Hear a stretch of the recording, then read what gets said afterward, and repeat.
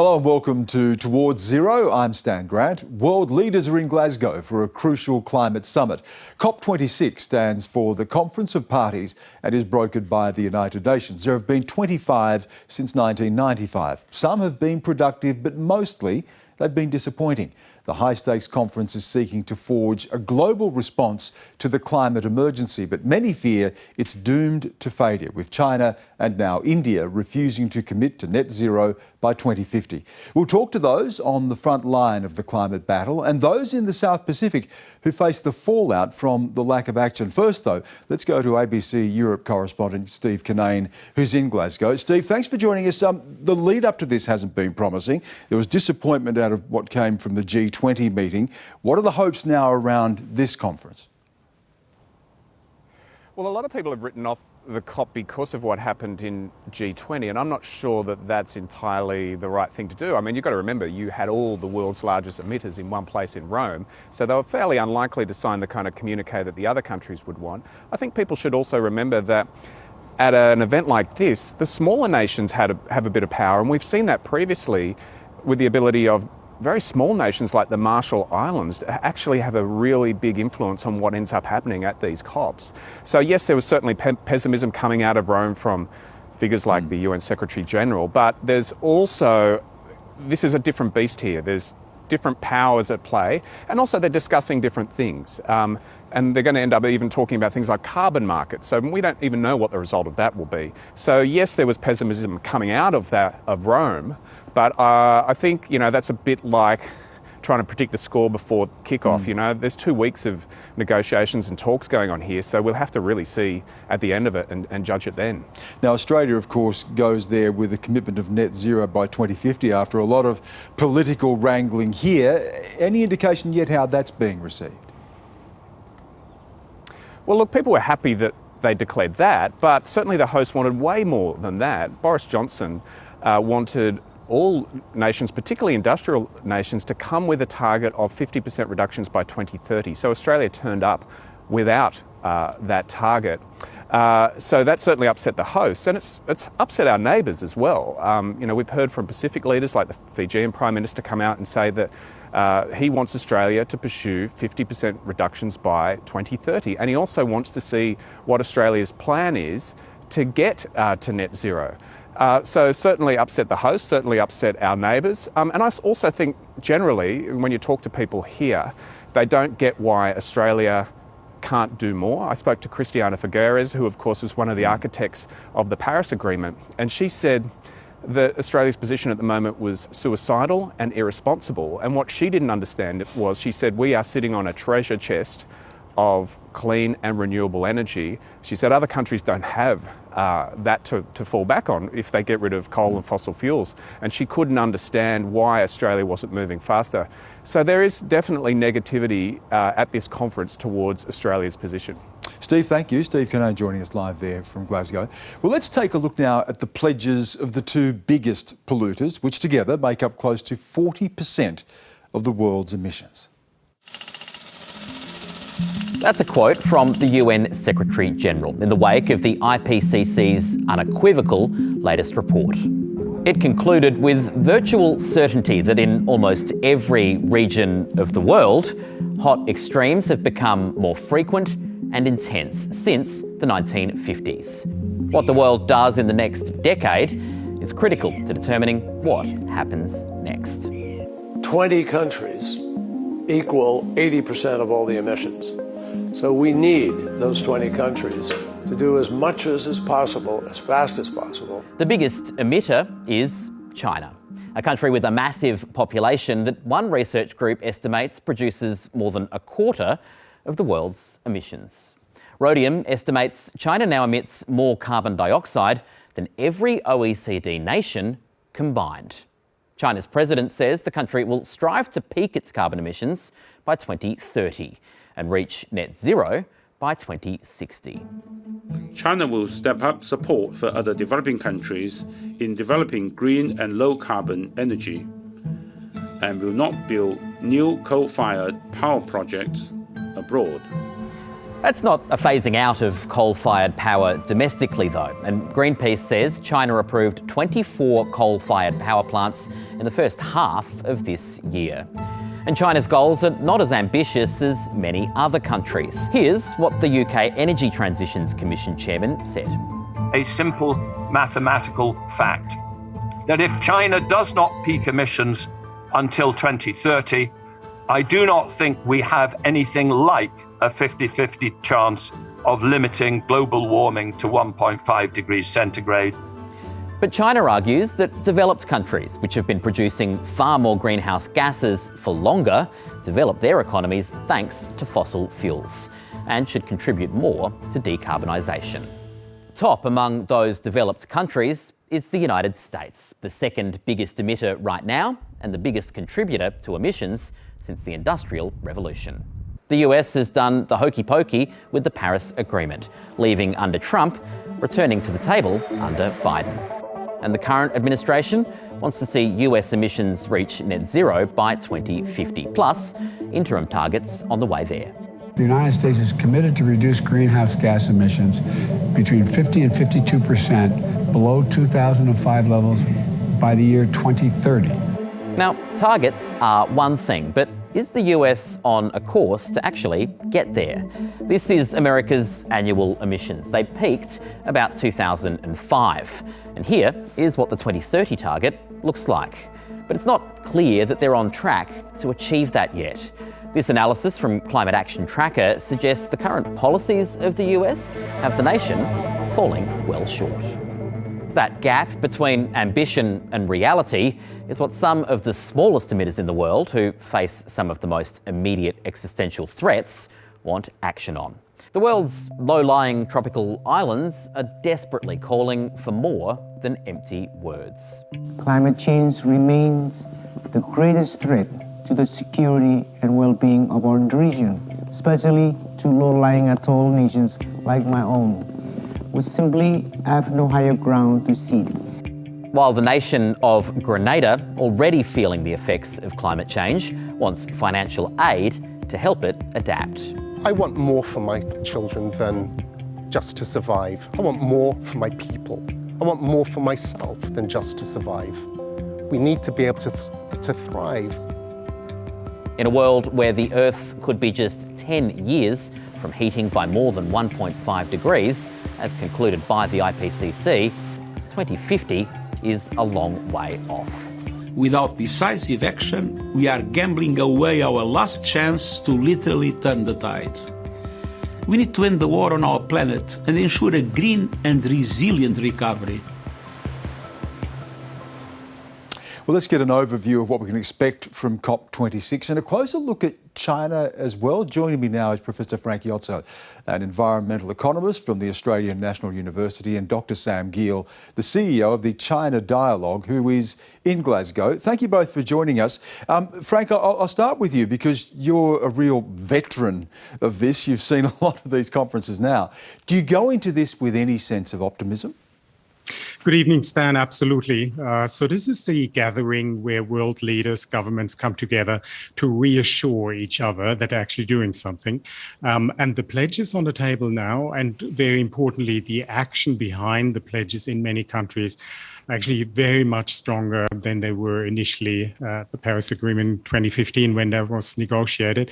And that's going to plan in that regard. Frank, here's the problem, though. We've had 25 of these now. This is the 26th. And fossil fuels as a proportion of global energy has not moved, really. It's the same now as it was then. And if all the countries still honour all of those pledges, it's still not going to be enough, is it? It is a massive uphill battle because what's happening is that the largest part of the world's population is actually climbing the development ladder, right? And that means massively increased energy demand. And the big challenge is to shift that energy demand to clean energy sources. And in that regard, India announced that their goal was to have half of India's electricity supply within this decade come from clean energy sources. And that's precisely the sort of thing that we need to see the world over in order to have a fighting chance of limiting climate change damage. And yet, Sam, I'll bring you in on this point, and yet India is pushing, its target out to 2070, China at 2060. And do the developing countries have a point when they say, look, you've had time in the developed world, in the West, to build your economies. This is historically a problem that you have created that we're now going to have to curtail potentially our growth to fix. How do we deal with that developing world divide? I think the world's richest economies do have a historic responsibility. That's reflected in in all of the UN texts that govern the climate. Only a year ago, it was inconceivable to think of India introducing a net zero target. So coming in with a 2070 target is actually a really significant move towards some kind of global framework that really sort of binds us in towards that 1.5 degrees target, which is still far off. We still need to see real increases in ambition. There needs to be something like a 5-fold increase in the kind of speed of the transition over the next decade. But nevertheless, these are significant targets. China's 2060 net zero target also is an increase on the ambition we saw in 2015 at Paris.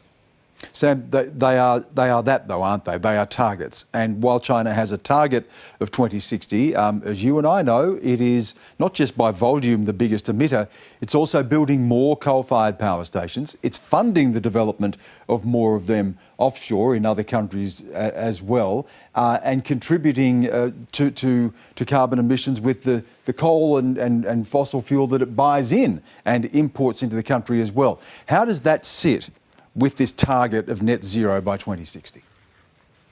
Well, China does need to do a lot to address its domestic coal fleet. There's no question about that. In order to really increase its ambition over the next decade, they need to rein in the build-out of domestic coal. But encouragingly, they have committed to stop the finance and building of coal-fired power plants overseas. That was a unilateral commitment that Xi Jinping made at the UN General Assembly in September. And it's a really significant statement and signal, not only because he said they're going to stop building coal, but also he added that they will be funding green energy development in developing countries. And that's going to be really significant for recipient countries, poorest countries who are looking to build out their infrastructure, particularly in the wake of the pandemic, where there's a real need for new investment. And hopefully it leads to a race to the top in terms of new investment in the clean energy infrastructure that we need in a carbon-constrained world. And Frank, what we have seen though, does this disturb you? In recent times, of course, we've seen power outages in China. There's a myriad reasons for that, but some have said that part of it is setting that target of 2060. There are also power crises in other parts of the world as well right now. What does that do to the overall commitment capacity to meet these targets? Yeah, look, what we're seeing there are short-term demand-supply imbalances in the fossil fuel sector, especially gas. So what does it do is a good question. It encourages investment in new energy supply opportunities. And thankfully, actually, from a climate point of view, much or most actually of the global investment in energy supply, in new energy supply infrastructure, is now in renewables. It's in wind and solar rather than oil, gas and coal. And so somewhat paradoxically, perhaps, this short-term energy price crisis that we're seeing will, in fact, accelerate the renewable energy transition. The other thing we have to look at here as well, and we heard about this before, is the impact on other countries. And we're likely to see, around 180 million more people homeless, refugees by 2050 if something is not done. There is a commitment from the developed world to try to allow countries to adapt in the short term, but that's still not enough, isn't it? I think the target's around 100 billion by now or by 2023, but that's still not going to be enough, is it? $100 billion per year climate finance commitment is a really important cornerstone in the negotiations. The actual estimates of the financial needs across the developing world are far larger than that still. Now, the developed countries, the rich countries as a whole are struggling to fulfill that commitment. The United States have made a significant gesture, or well, more than a gesture, you might say, to provide a commitment to ramp up to over $11 billion US dollars per year, climate finance provided by the US. This is to date not nearly matched really by most other countries, including Australia. So in order to keep faith with the developing world, finance needs to be made available, especially to the poor communities and countries. Sam, as someone who watches China closely, were you disappointed that Xi Jinping didn't even bother going to COP26? Well, No, I think... Sorry, I'll go to Sam, Frank, and then come back to you. Sam, Yes, of course, sorry. No, I didn't find it very surprising. She's not travelled abroad since the start of the pandemic in January 2020. He sent a video message for the opening of the Convention on Biological Diversity that occurred in China, in southwest China, in Kunming. So I wasn't expecting him to travel overseas. But the negotiating team is here, and those are the people that really sort of carry forward these negotiations over the next 2 weeks. I think it's worth, coming back to a point that Frank just made, which is that this is really about restoring faith in the negotiations after a really punishing couple of years because of the pandemic, delays, postponements and cancellations of conferences, as well as the sort of rising geopolitical tensions and economic shocks caused by the pandemic. So a lot of this is really about trying to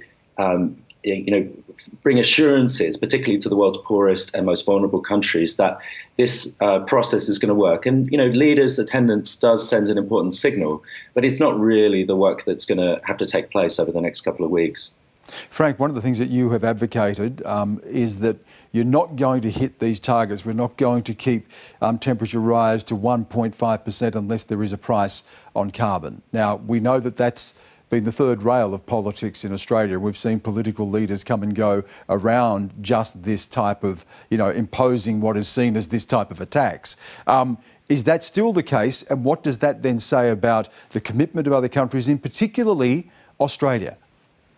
And Stan, really the game is about 2 degrees rather than 1.5. 1.5 is just so difficult.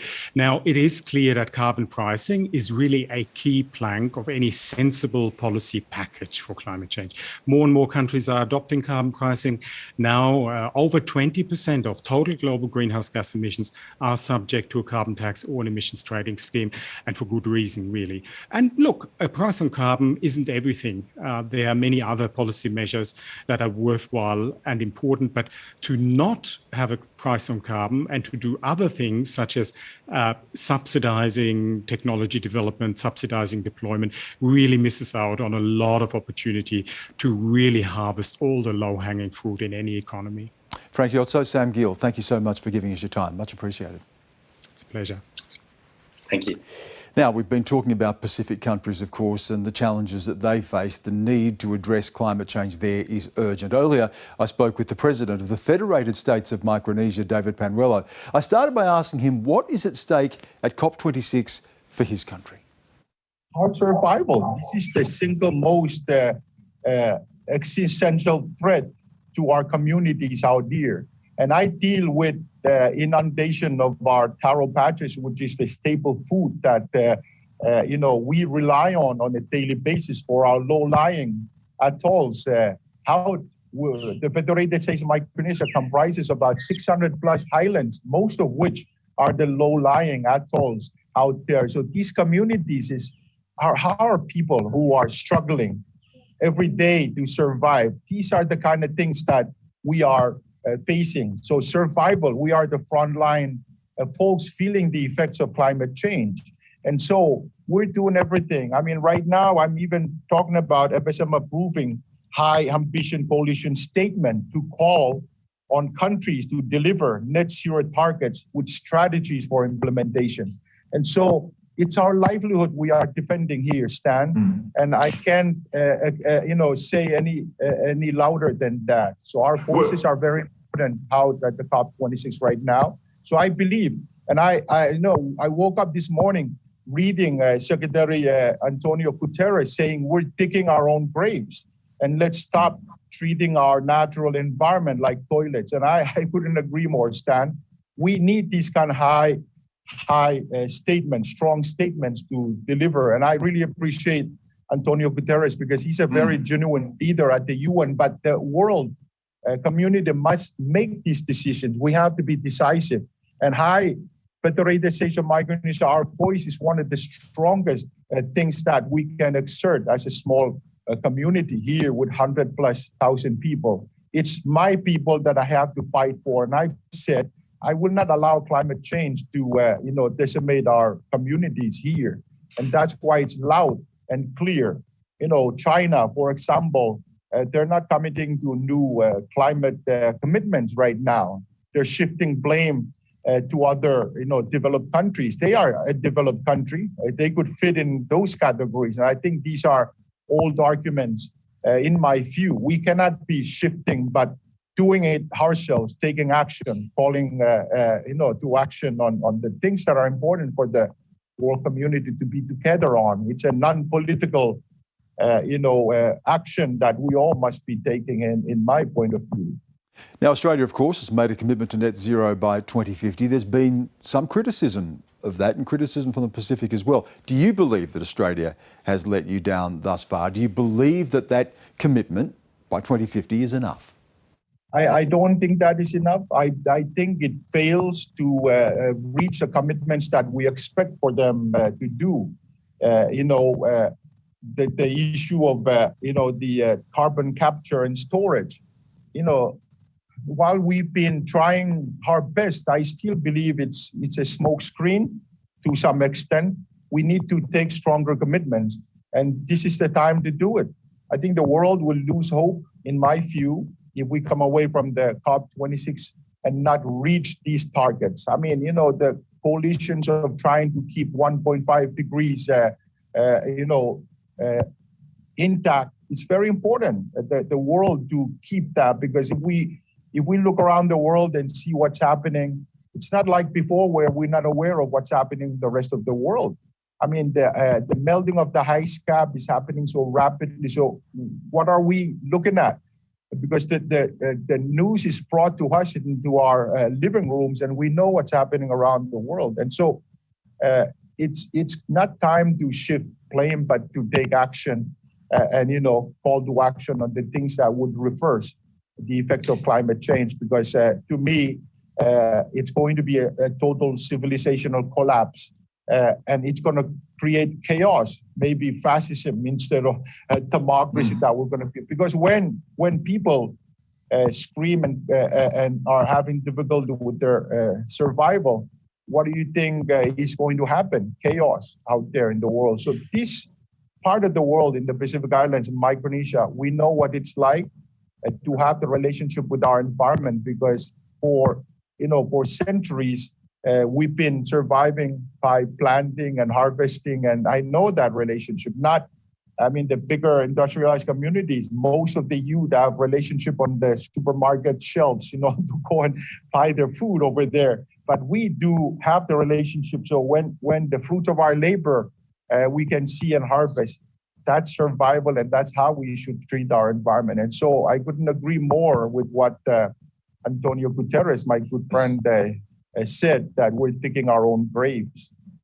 That was the president of the Federated States of Micronesia, David Panuelo, talking to me a little bit earlier. So if our world leaders can't make a difference, who will? Joining me is Kelly O'Shannessy, the CEO of the Australian Conservation Foundation, Amelia Telford, Seed National Director, and Tim Reid, the President of the Business Council of Australia. It's nice to have all of you with us. Amelia, I'll go to you first of all. As a voice to the future, I don't want to make this about age, but you're more invested in this perhaps than the rest of us. You may be around to see the worst of it. When you go into this with a sense of optimism despite the disappointment of previous meetings like this? I mean, we have to have optimism right now, if we didn't, it would be very tough. And I think, unfortunately, there is a lot of doom and gloom, and there's reason to be frustrated. But there's a huge opportunity that we have right now. This meeting that's going on in Glasgow is being talked about as one of the most important meetings of our lifetime. And that's exactly right. It's unfortunate and irresponsible that our government is dragging their feet and holding the rest of the world behind. But I think as a young person, I can't not have hope. I get to work with amazing young people in communities every single day who give me hope, because they're out there getting the job done now, not waiting for anyone else to do it for them. Tim, tell us about the journey that business has taken. It wasn't that long ago that the Business Council of Australia and other business groups were criticising previous Labor governments, accusing them of wrecking the economy by setting just the sort of targets that we're seeing a coalition government set now. So what has shifted for business? Well, I think a lot has shifted for everyone, Stan, but I think the criticism in the past was really about targets without plans. And what the business community have been doing and what we at the BCA have done has spent the last 2 years working with our members. Everyone accepts the science of climate change and everyone accepts the need for business to lean in. And frankly, if we're going to decarbonise the economy, it's going to be because businesses invest and that businesses lead. And so the work that our members have been doing have been individually building plans, and then we as a collective at the Business Council have been working on what are the economy-wide things that we can be doing, what are the policies that need to go in place, and what do we think is the optimal path to get there. And that's the important thing, I think, that we collaborate together, that business, regulators, government, non-government organisations all come together on this, because it is a massive challenge for us as a community, but there is opportunity for us. And I think that in the past, the debate has been, do we do the right thing and how much will it cost and what's the economic cost of that? And what we've really been trying to do is reframe the debate, because Australia can grow, Australia can thrive, and Australia can decarbonise. Kelly, you've also been looking at the potential benefits here. In terms of jobs, and I know that I've seen some of the numbers and some of the modelling that's being done, potentially enormous. But if you're looking at 2050, what is the economic payoff of reducing carbon emissions? Well, taking action on climate change is an enormous opportunity for Australia, Stan, and we've just done a study with the BCA actually and the ACTU and WWF Australia, and that's showing that there's 395,000 new jobs and $89 billion of revenue for this country if we take action. But of course, if we don't take action on climate change, the risks are vast. That'll be damaging to all jobs in Australia and around the world, because global warming is very, very dangerous. We're already seeing that and feeling that in Australia with the heat waves, the very dangerous bushfires that we're having, and our Pacific Islanders, as we've just heard, our friends in the Pacific Island are simply just trying to outrun sea level rise at this moment. So we need to get on with the solutions that are right in front of us. Kelly, the reality is, though, you talk about the winners, but there are going to be losers, and there's going to be a period of transition.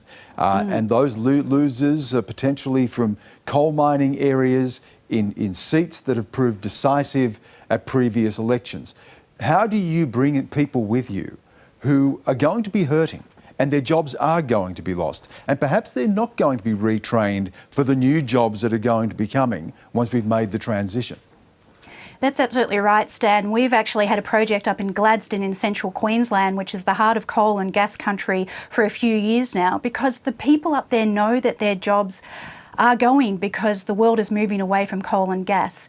They want a transition, they want economic diversification, they want new industries, but they want help from governments to help them get there. And our governments are very sadly sticking their head in the sand rather than having honest conversations with people who just want a future. Amelia, one thing that we have seen is that while opinion polls may show that people give lip service to wanting action on climate change, election results will tell us something different, including the last federal election where mining areas of Queensland were particularly decisive. As someone who is involved in this space, as someone who has some optimism around this change, what do you say to the reality of how people actually vote and what the politics of this is about? I think the reality is that, the polling isn't just lip service. Like, the majority of Australians do want stronger action on climate change and don't want public funding to be going to industries that are fueling the climate crisis. And yet that's what we're seeing. I think what we're also seeing is a government and the opposition who are being, fueled by political donations from the oil and gas industries that are fueling this climate crisis as well. And so, when you consider the money that's backing these campaigns and, the tactics that have been used throughout history. We've seen this time and time again, whether it's dividing and conquering First Nations communities, whether it's, promises that go unbroken. Communities are just genuinely worried, genuinely concerned, and want to be able to vote for people who are going to stand up for matters that, that affect them and their lives. And I think that, politics right now is incredibly frustrating in this country, but we are coming up to an election, and Australia does have a mandate from voters to be taking stronger action on climate change. But right now they're deliberately ignoring that. Enough is enough. And Tim, the next election, this is going to be a cornerstone of it again, and the debate about who is the most responsible to deal with this going forward. But there are communities, and you pointed out to Kelly and the work that you've done on what the benefits are going to be. There are communities that are going to be hurt. And those communities in the past have shown that they will vote in their immediate interests, their hip pocket, their jobs, their schools, their kids' education, paying off their houses, and so on. How do we deal with that change, that shift that we're trying to go through right now, at a time, and I'll just add this to it, at a time when the rest of the world, for all the goodwill and all of the commitment, is not really shifting the dial. We're still as reliant as ever on fossil fuels like coal. I think, Stan, we've got to be honest with people. We've got to engage in a conversation about what the reality is and what the opportunities are. The reality is that the world is committed to decarbonisation. If you look at our export footprint in Australia, we are very unique in that we are a wealthy country that has a very carbon-intensive export footprint. Now we make a lot of money, and all Australians benefit from that, not just those in those electorates, from the exports that we have. We have great customer relationships. We're in a thriving region, and we are absolutely blessed with the resources that we need to continue those customer relations, to continue to provide energy to the growing Asian economies, but to make it green and clean. And we need to have a talk to people about the fact that this isn't about a domestic issue, because those governments have committed to the fact that they are going to be net zero. And so that transition is going to happen, and it's going to happen over the next 3 decades. The reality is, for us, the best thing we can do is get ahead of it. The best thing we can do is start to seed those industries of tomorrow so that there are new jobs for all of those people. And as Kelly pointed out, we believe there'll be far more jobs. Just coal alone, if you look in a decarbonised world, if Australia holds its current market share in the 5 key metals that are needed to decarbonise, then the export industries from those metals alone will be 2.5 times what coal is today. And that's just in minerals. So the opportunities for us are huge, but what we need to do is have honest conversations with people, because there is going to be a transition, but there will be jobs, particularly if we pull together and play as Team Australia. Kelly, quickly before we go, what's an optimal outcome for you at COP26? Well, there have already been excellent announcements by many countries of their 2030 emission reduction targets, the UK, the USA, many others. That's what I'd love to see Australia do, to match those countries by at least halving our emissions by 2030. That's the responsible thing to do. And as we pointed out tonight, it'll also reap great benefit for Australia if we do that. Amelia, in about 30 seconds, what would you like to see from the developed world to the developing world in terms of adaptation and mitigation and more funding for support about the impact of climate change from COP26? Well, I think what we need to see is investment in First Nations communities, in our self-determination, because when it comes down to it, our leadership in dealing with the climate crisis is absolutely going to be make or break, and our ability to be able to make decisions about what happens on our country, and to practice our cultural responsibility of looking after the land and looking after one another. And so we need to see Indigenous rights respected as a part of the global agreements that world leaders are talking about. It's been a pleasure to have all of you on the program. Thank you again for your time. Thank you. Now, world leaders have issued dire warnings to bring new urgency to the negotiations to save the planet for future generations. It has sometimes been observed that what leaders do for their people today is government and politics. But what they do for the people of tomorrow, that is statesmanship. I, for one, hope that this conference will be one of those rare occasions where everyone will have the chance to rise above the politics of the moment and achieve true statesmanship.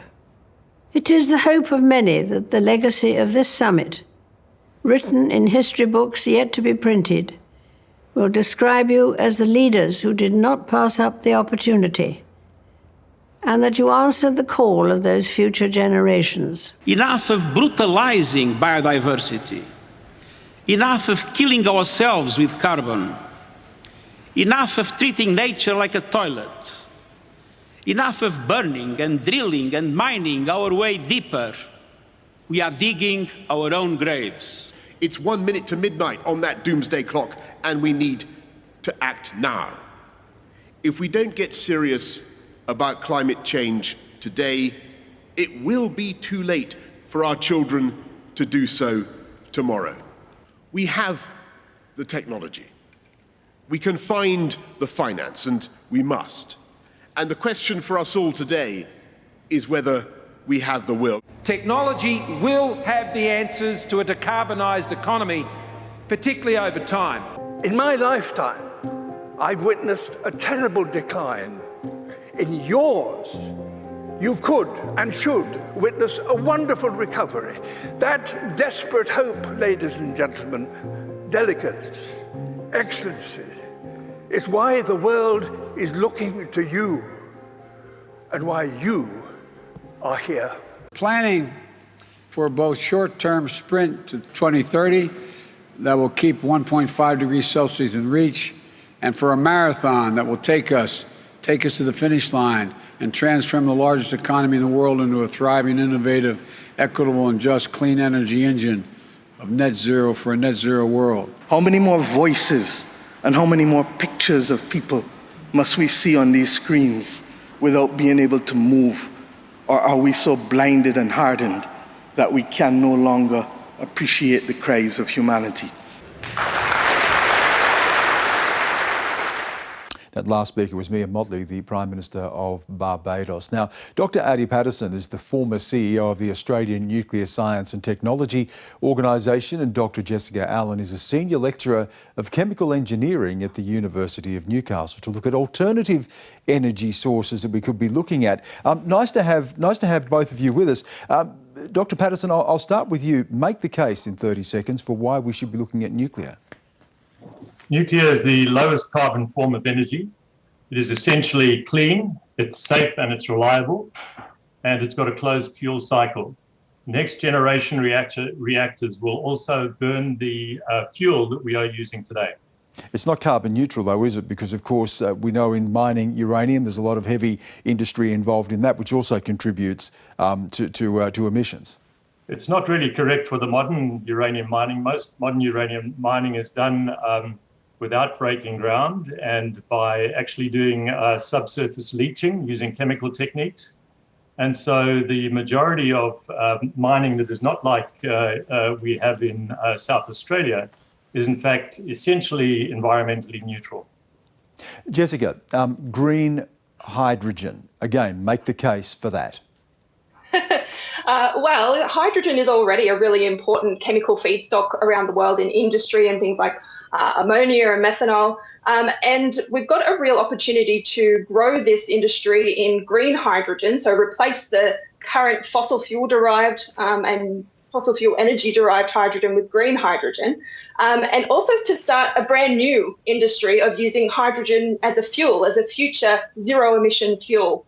From green hydrogen using water and solar or wind and renewable energy in order to split water and make hydrogen. Now, it becomes quite confusing because when we talk about green hydrogen, you've mentioned other sources there as well, blue hydrogen, grey hydrogen. Tell us the difference and why green hydrogen is more viable, if indeed it is more viable. Yeah, it's really important to note that hydrogen's already made around the world, but it's made from splitting water using the energy of fossil fuels. So water is really stable. It doesn't want to break apart. So you need to react it with something like methane or coal gasification in order to split water to make hydrogen. That's grey hydrogen. So that's fossil fuel derived hydrogen, which has a carbon emission. If you capture that carbon dioxide that is released in that process, compress and store it, that is essentially an energy, a carbon neutral process. And that's blue hydrogen. green hydrogen is in a league of its own. So green hydrogen uses electricity to split water. It doesn't use the energy of fossil fuels to split water. It uses straight up electricity, which with the increase in the electrification of our grid, is essentially what we need to use. So electrification from solar and wind. Addie, coming back to nuclear, again, when we hear nuclear, and even with the understanding of how clean it is, the mind immediately goes to Chernobyl. The mind immediately goes to Fukushima. We saw after Fukushima the reaction that had in Japan, in other countries like Germany, who scaled back on nuclear power. Is that fear the biggest thing stopping people right now embracing nuclear? Well, I think it's the biggest thing in parts of the world where the debate hasn't been held because it's either banned or very difficult to have. Chernobyl cannot happen with any of the modern reactors. In the case of Fukushima, it was one of the world's biggest earthquakes that generated that outcome. And in fact, the new prime minister in Japan, who's just been re-elected, is going to switch on the nuclear plants again. I think that nuclear is a little bit like the airline industry, but without the ability to develop. In the 1970s, there were lots of planes falling out of the sky. I can remember that. Since then, we don't make planes out of metal now. We make them out of composites. They've got much more efficient engines. They're much safer, and the public demands that safety. The other issue, I'm sorry there, Addie, if I could just quickly, the other issue, of course, is storage. And immediately when you start talking about nuclear, people say, yeah, good idea, but I don't want that near me. I think that one of the most important things about nuclear fuel is that when the spent fuel is stored, one of the reasons to store it is because it can be put into fourth generation reactors and burnt as a fuel later on as we require that fuel. And remember, the amounts of material in storage are rather small because the energy density of nuclear is really high. And so the idea that there is a kind of world awash with nuclear waste is not correct. And I think we've got to have a fact-based debate. We've got to have it in a mutually interested and respectful way. But Australia really needs nuclear. I do not believe it's possible to power Australia with intermittent renewables and storage. Jessica, a really quick final question to you for 30 seconds. The problem now is we are so far behind the 8 ball. We haven't developed the other sources of energy, the renewable energies needed to actually extract this green hydrogen, right? We're catching up. So Australia has some pretty aggressive policies from the different states around growing hydrogen. There's a new announcement every day on a new hydrogen policy and new hydrogen projects that are going ahead. We've got one of the world's most ambitious hydrogen projects happening in Western Australia, for example. So we are catching up, and it's not going to happen overnight. Yeah. Okay, look, I'm sorry we have to cut you short. We've crammed a lot in the 45 minutes we're on here. It's terrific to have both of you with us. Thank you so much. That is the program, our special look at COP26. I'm Stan Grant. Thanks for watching. Bye for now.